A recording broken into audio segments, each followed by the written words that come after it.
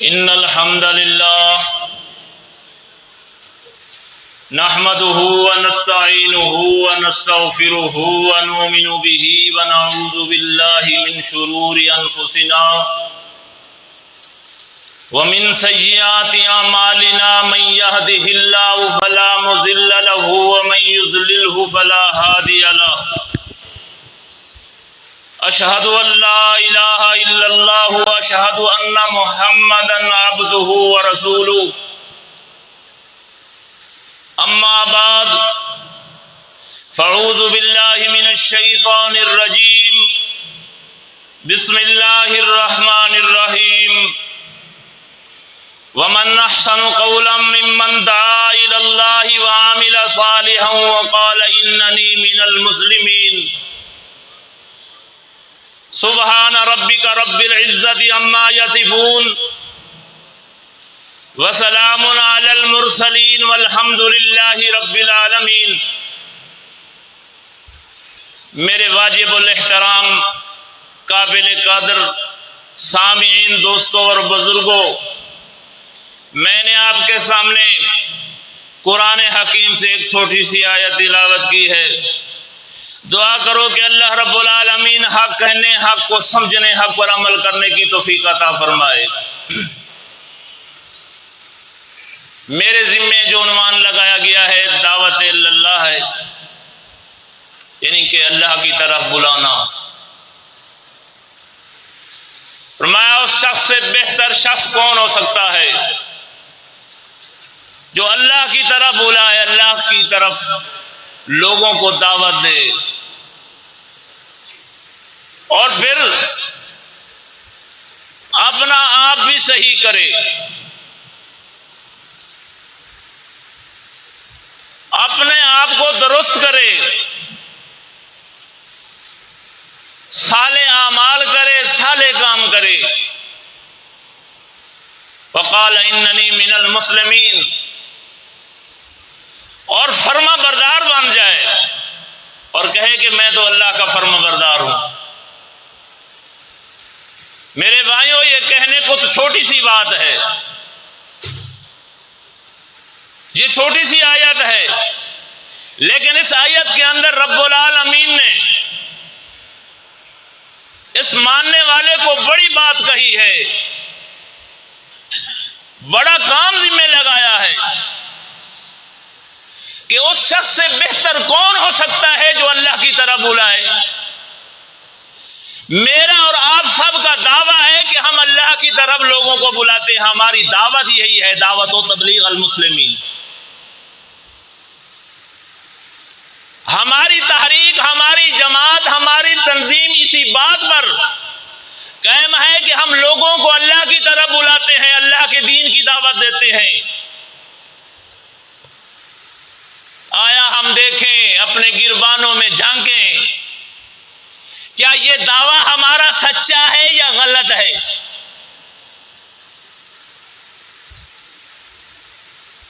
یہ دعویٰ ہمارا ٹھیک ہے جو ہم دعویٰ کر رہے ہیں کہ ہم لوگوں کو اللہ کی طرف بلاتے ہیں، اللہ کے دین کی دعوت دیتے ہیں؟ دیتے ہیں؟ ہم اللہ کے دین کی دعوت دیتے ہیں لوگوں کو؟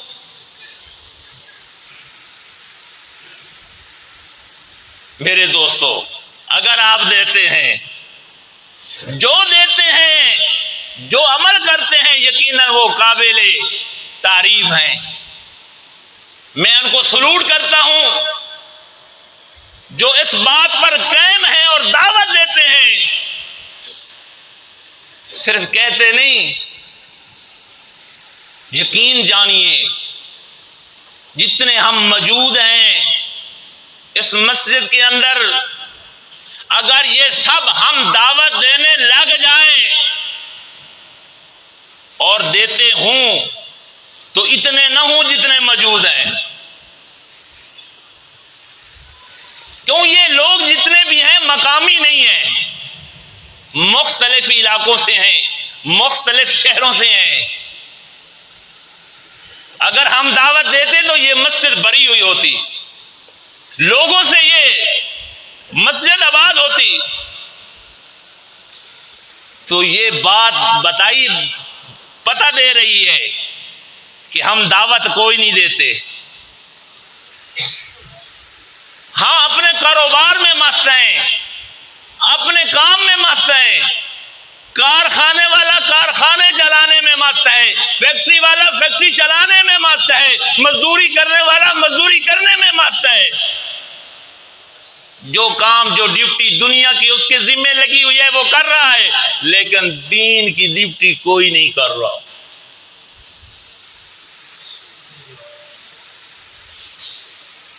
آپ صدق کے دل سے کہتے ہیں کہ آپ واقعی روزانہ دعوت دیتے ہیں؟ کتنے لوگوں کو ملتے ہیں، کتنے لوگوں کو یہ دعوت پہنچاتے ہیں، یہ دین سناتے ہیں؟ یہ بہت بڑی ذمہ داری ہے، بہت بڑی ڈیوٹی ہے. یہ کہنا آسان ہے لیکن یہ کرنا بہت مشکل ہے. لیکن کرتے کون ہیں؟ وہ نوجوان، وہ خوش قسمت جن کو اللہ توفیق بخشتا ہے، جن کے دلوں کے اندر اللہ کا ڈر ہوتا ہے، خوف ہوتا ہے، جن کے اندر ولولہ ہوتا ہے، جن کو آخرت کا فکر ہوتا ہے، جن کو جہنم سے ڈر لگتا ہے، وہ دوڑتے ہیں، وہ بھاگتے ہیں. ان کو نہ رات نظر آتی ہے، نہ دن نظر آتا ہے، نہ کاروبار پہ نظر پڑتی ہے. ان کو دنیا کی کسی رنگ رنگینی پر نظر نہیں پڑتی. ان کو ایک فکر لگی ہوتی ہے کہ ہم نے اللہ کی اس دین کی دعوت کو لوگوں تک پہنچانا ہے.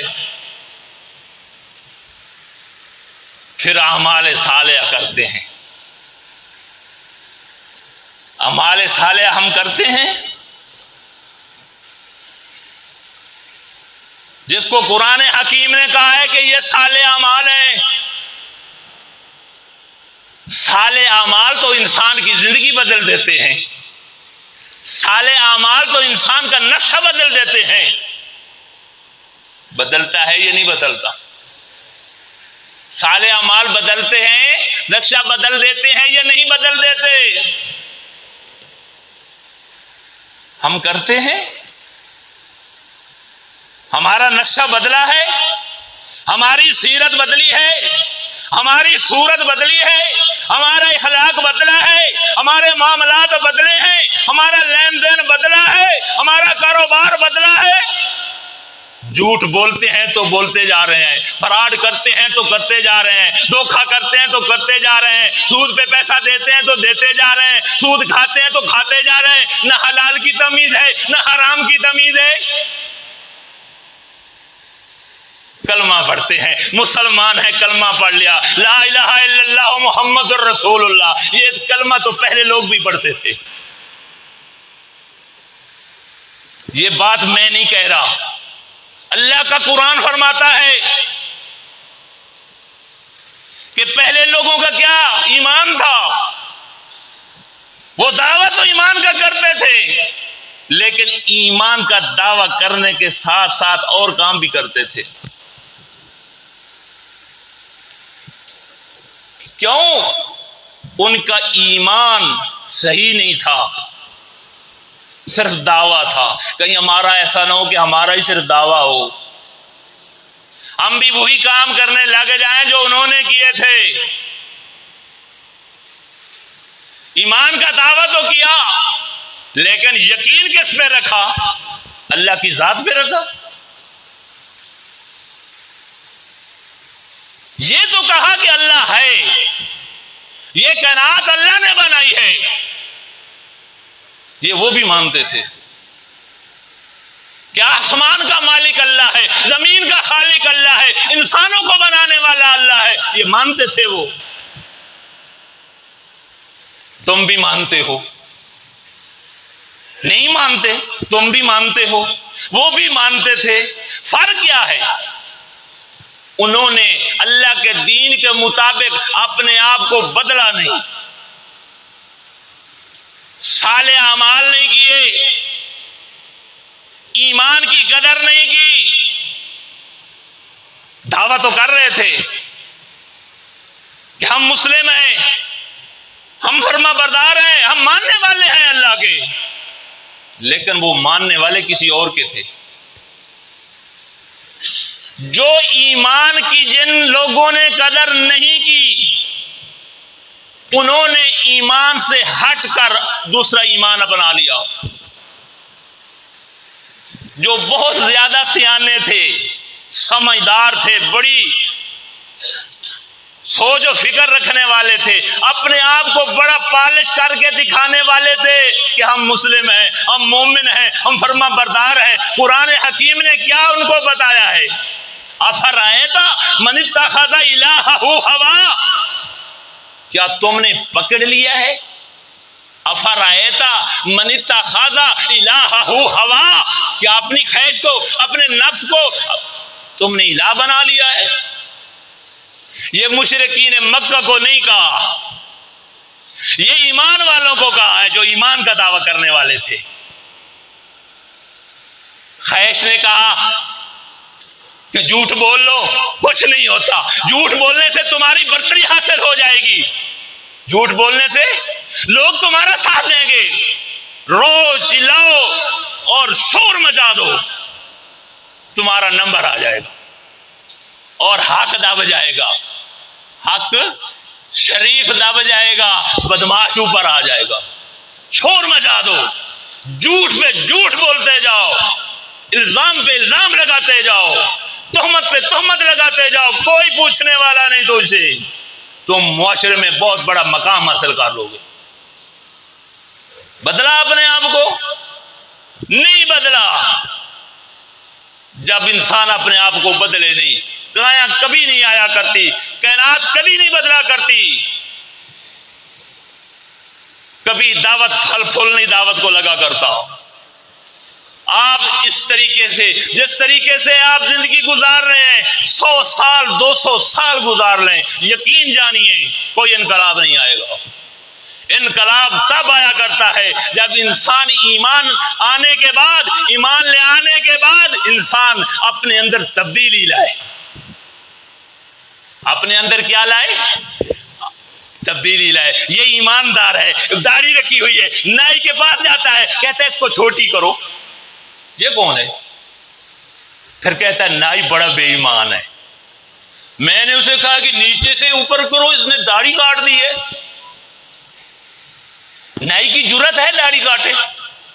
میں ایک بات بتا رہا ہوں، کسی پہ اٹیک نہیں کر رہا، میں اللہ سے معافی مانگتا ہوں، میں ایسی دل نہیں رکھتا کہ میں کسی پہ اٹیک کروں، میں ایک اصلاح کے طور پر بات کر رہا ہوں کہ داڑھی کٹواتا ہے، کہتا ہے نائی کی غلطی ہے۔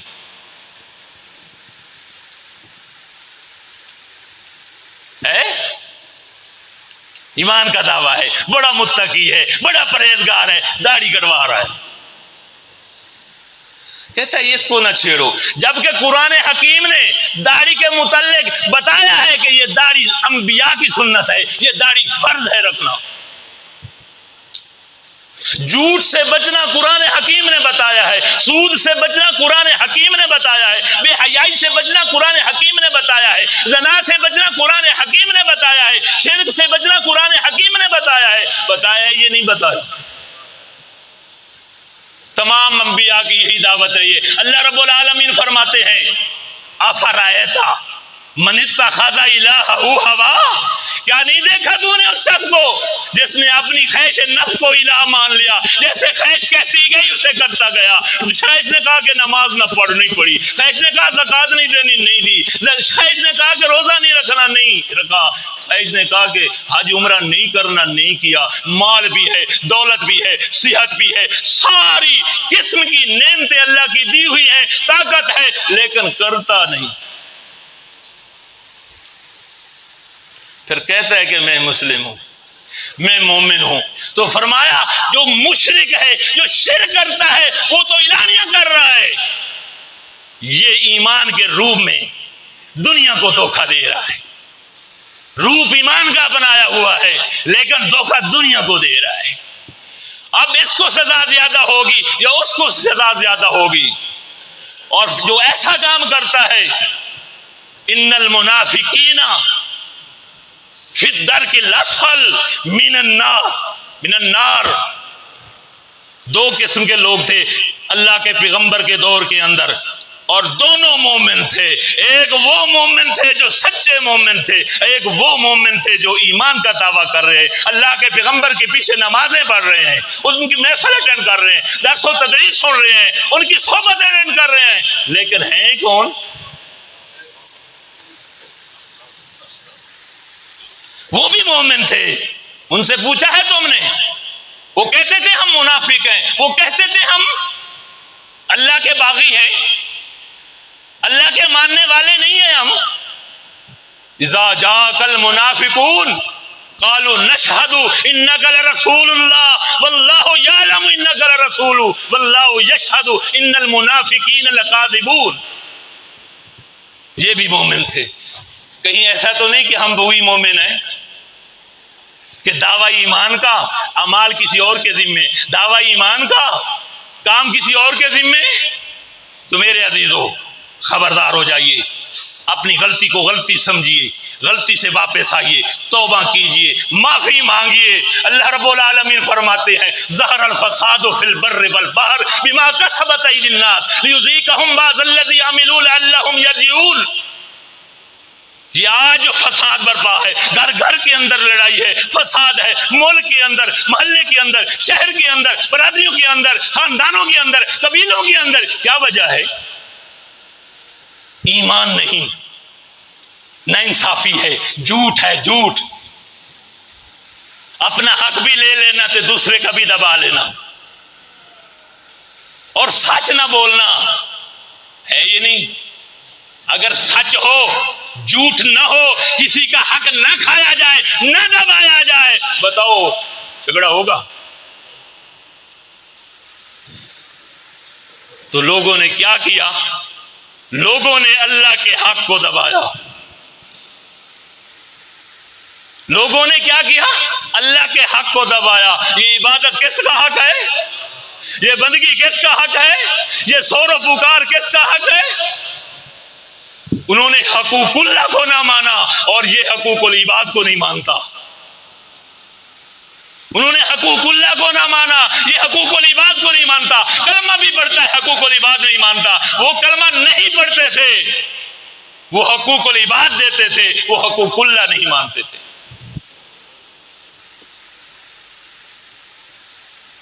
آج برود کی دنیا کے اندر تم زندگی بسر کر رہے ہو، کوئی سکون نہیں، نہ رات کو سکون ہے، نہ دن کو سکون ہے۔ ہر وقت ڈر لگا ہوا ہے کہیں سے کوئی بم آ گرے، مر جائیں، کہیں سے بمباری ہو جائے، جنگ لگ جائے، اور جنگیں لگی ہوئی ہیں۔ میرے عزیزو، یہ سارا فساد برپا ہے، کیوں ہے؟ ظہر الفساد فی البر والبحر بما کسبت ایدی الناس، فرمایا یہ تمہارے اپنے ہاتھوں کی کمائی ہے، یہ تمہارے اپنے ہاتھوں کی کمائی ہے، یہ تمہارے اپنے کردار ہے، تمہارا اپنے کرتوت ہے، تمہارے اپنے اعمال ہیں۔ لیذیقہم بعض الذی عملوا لعلہم یرجعون۔ ہم مزہ چکاتے ہیں، ہم مزہ چکاتے ہیں تاکہ یہ بندہ واپس آ جائے۔ لعلہم یرجعون، یہ واپس لوٹ آئے، توبہ کر لے، معافی مانگ لے، معافی مانگ لے، اپنے رب کو راضی کر لے، اپنے رب کے سامنے ہاتھ جوڑ لے، اپنی پیشانی اپنے رب کے سامنے جھکا لے۔ ہم تو یہ کوشش کرتے ہیں کہ وہ واپس آ جائے۔ یہ جہنم کا ایندھن نہیں بن سکتا، یہ جہنم کی آگ نہیں برداشت کر سکتا، یہ جہنم کی ہولناکیاں نہیں برداشت کر سکتا، یہ جہنم کی تپش اور گرمی برداشت نہیں کر سکتا۔ یہ واپس آ جائے، توبہ کر لے، معافی مانگ لے، اپنے آپ کو درست کر لے، انسان بن جائے، ایماندار بن جائے، مومن بن جائے، صالح اعمال کرنے والا بن جائے۔ اس لیے فرمایا تبارک الذی نزل الفرقان، بابرکت ہے وہ ذات جس نے قرآن کو اتارا۔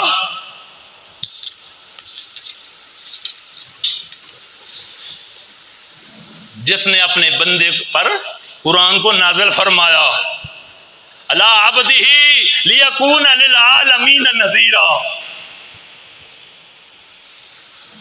تاکہ اس قرآن کے ذریعے لوگوں کو ڈرایا جائے، ان کو سمجھایا جائے، ان کے اندر جو اختلافات ہیں ان کو ختم کیا جائے، ان کو دلیل سے بتایا جائے کہ جس دین کو تم لیے پھرتے ہو، جس ایمان کو لیے پھرتے ہو، جن کی بات کے پیچھے چل رہے ہو، یہ رستہ اللہ کی کتاب کے خلاف ہے، یہ دین اللہ کی کتاب کے خلاف ہے۔ ڈراؤ ان کو۔ میرے پیارے پیغمبر محمد الرسول اللہ صلی اللہ علیہ وسلم الذی لہ ملک السماوات والارض، انہیں بتا دو زمین و آسمان کی بادشاہی اللہ کے پاس ہے، زمین و آسمان کا اختیار اللہ کے پاس ہے۔ وَلَمْ يَتَّخِذْ وَلَدًا، اس نے کسی کو اپنا بیٹا نہیں بنایا، کوئی جانشین بن جائے۔ فرمایا اس نے اپنا کوئی جانشین نہیں بنایا، اپنا کوئی پارٹنر نہیں بنایا، کوئی بھائی وال نہیں بنایا۔ وَلَمْ يَكُنْ لَهُ شَرِيكٌ، اس کی بادشاہی کے اندر، اس کے اختیار کے اندر، اس کی حکومت کے اندر کوئی شریک نہیں، وہ وحدہ لا شریک ہے۔ اس کی حکومت بادشاہی کے اندر کوئی شریک نہیں، نہ تمہارا کوئی نبی شریک، نہ تمہارا ولی شریک، نہ تمہارا کوئی کتب و ابدال شریک، نہ تمہارا کوئی بزرگ اور بابا شریک، نہ تمہارا کوئی ملنگ اور مجذوب شریک۔